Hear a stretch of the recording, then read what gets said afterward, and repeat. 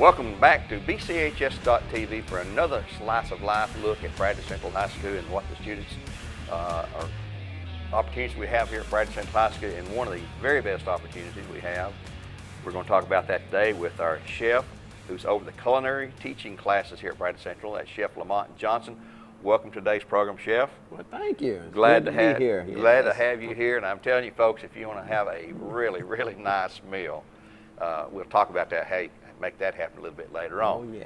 But tell the folks who may not know who you are. I mean, we've known you forever up here, but tell the folks where you were trained and how you ended up here at Bradley Central High School, because you're wearing the hat they call the toque, which means you are a full-fledged certified chef at the highest level. I'm an executive chef, and I've been an executive chef for probably the last 25, 30 years. I was trained with Morrison's cafeteria back in the 70s.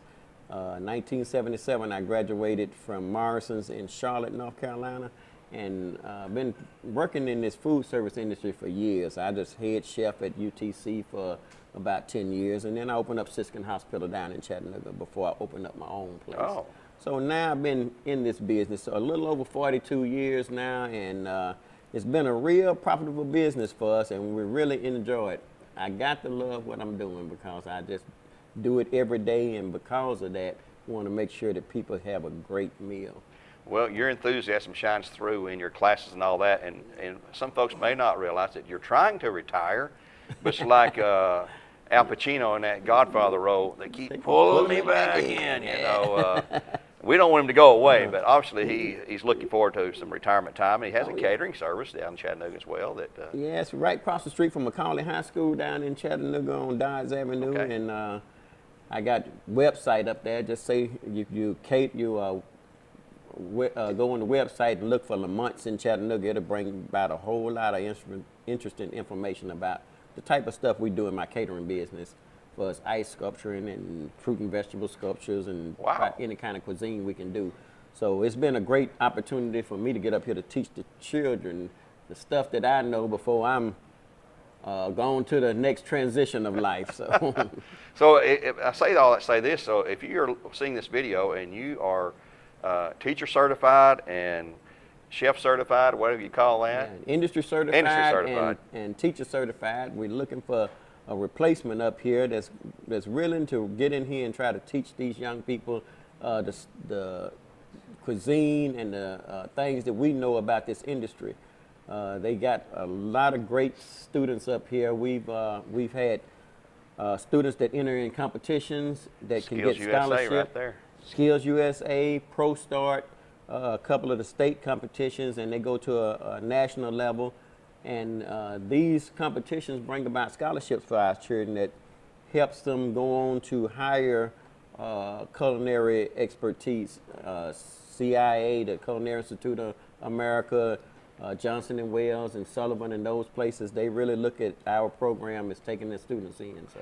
Well, the first time we may notice you is each morning when one of your classes prepares biscuits with chicken or biscuits with sausage and drinks and things that you have sent out throughout the school, or they can come to the culinary office or classroom there and get those too. So that's how you start your day there, I guess.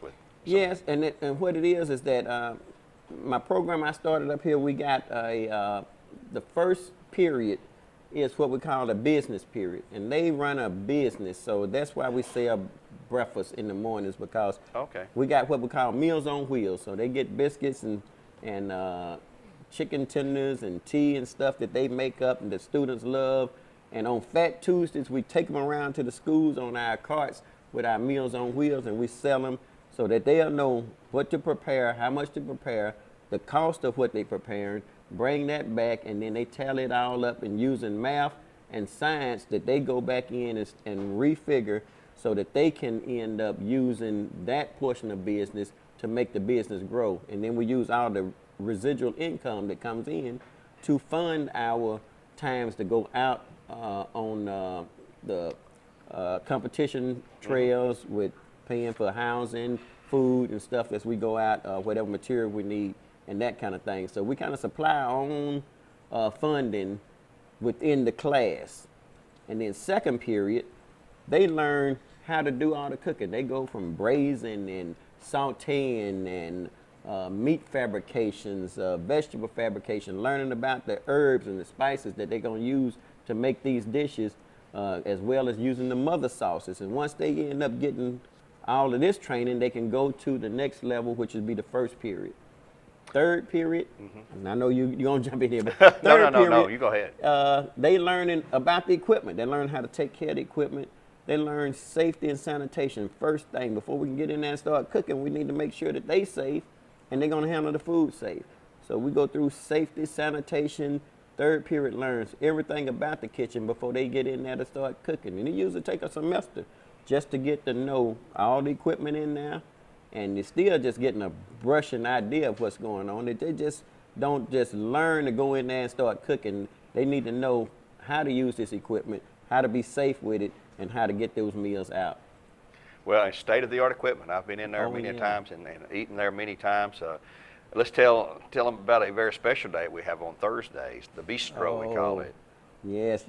After the second period learned how to use these sauces and these different flavors, they put together what we have faculty meals so that they can get to see the type of things that we're putting out in the classroom. And that's the way that they get to experience what it's like to run that restaurant at a full scale and to see how they can combine these flavors so that the faculty, and they give us good feedback to say, this was a little bit more spicy than I wanted, or this was presented excellent, and that helps the student to further his career in the food service. So, well, it's great food. I've eaten there many a time. It's prepared by the students. It's served by the students. Yes. And all of the income goes back into the culinary department there. And right. I talked with Mr. Spangler, our principal, just this morning, and he said, if you're seeing this and you would like to come to Bradley Central High School, he'd come to the main office, get a visitor's pass. They'll direct you to the bistro and come and join us. That's on Thursday. I think it's $8 per plate for a full plate. Yeah, you can do a la carte, and you can pick and choose what you want. It's usually, they got a price list at the cash register of how much each individual item. But if you get some of everything, it's usually run right about $8 a plate. And then we like to get the good feedback, especially from the community, to say they was treated nice, or they wasn't treated nice, or the food was a little bit undercooked or overcooked, or whatever need to be said. We like to know about it because that helps us to train. If you burn up food, great, because now we know where we can go with teaching you how to go somewhere. If everybody knows how to cook like I do, they don't need me here. So. Well, I tell you what, that bistro is something else.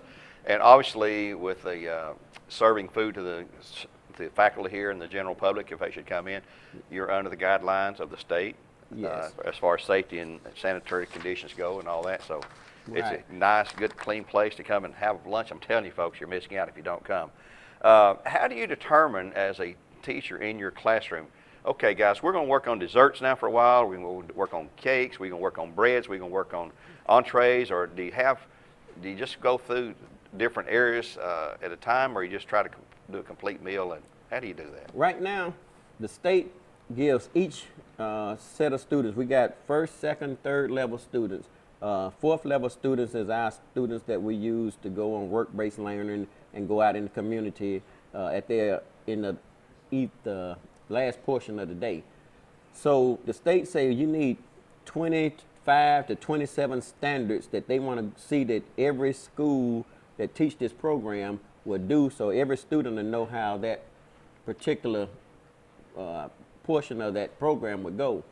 And what I'm doing here at Bradley is that we separate my first and second period class into about 5 different groups. And that 5 groups would be, one group is about 4 people in each group. And we got about 22 to 23 students in each class. Mm-hmm. We break them up into a 4-man group. And one group will do bacon this week for 2 weeks. One group will do vegetables for 2 weeks, and the other group might do salads. And I give them the whole gambit because we're going to cover all of those standards that the state requires for them to go to that next level. And then after the 2 weeks is up, we rotate that class, and this one might be doing bacon this week. And in every bacon class, they're going to make cakes, pies, cookies, and bread. So we got to go through those because we go to a competition, then they're going to be required to do those. So we want to make sure that we cover the things that the competition would do, that the state would have, and by the time they go through a semester, they should go through all five of the classes, and using safety and sanitation as the main portion of how we get from one point to the other. So it's a well-rounded class, obviously, that they can learn. Yeah. When they leave here, they're ready to go get married, I guess. Oh, and yeah. begin life if they choose to do that, I guess. Well, I got parents calling me all the time, and they telling me how well that their students are getting more rounded in their other subjects because they're having the time to say, I need to get to school because I need to go to culinary today. And by them coming to culinary, they see that their math grades going up, their English grades are going up, and we working together with the math department, the English department, because they have to write menus, they have to write recipes, and anytime that they get into the writing, then that goes back to the English, and then they're doing the math with trying to figure out making costs, food costs, and profits. So my math teacher worked with me, and I got an English teacher that works with me, and we working with the students, and we trying to put together a student that's going to be very viable for our community once they get out into the work world. Wow, I'm telling you what, I'm learning things here that I didn't really know, some things I thought I knew, and some things I just know it's a good place to go eat. And if you're looking for me on Thursday and I'm at Bradley, that's where I'm going to be, in that culinary, in the bistro there. But come Chef, on over and have lunch with us on Thursdays. Yeah, come on over. Like we said, just come to the main entrance there under the bar up the sidewalk there and check in. They'll give you a visitor's pass and come to the bistro. Starting at 11:10, first block, 11:10. first lunch period through 1:10. So you got a 1:10, right. 2-hour window there, so you can come about any time. Oh, yeah. They'll get you in and get you out, and I promise you, you will really enjoy the nutritious and delicious food that you serve there. Well, I hope so. Come on through. Well, Chef, we appreciate you taking time. I know you got to get back into the kitchen. You got students over there. They may be burning. I just wanted to say one other thing is that sure. we're inspected by the health department of Bradley County, and just as the cafeteria staff, they work with making sure that everything is safe.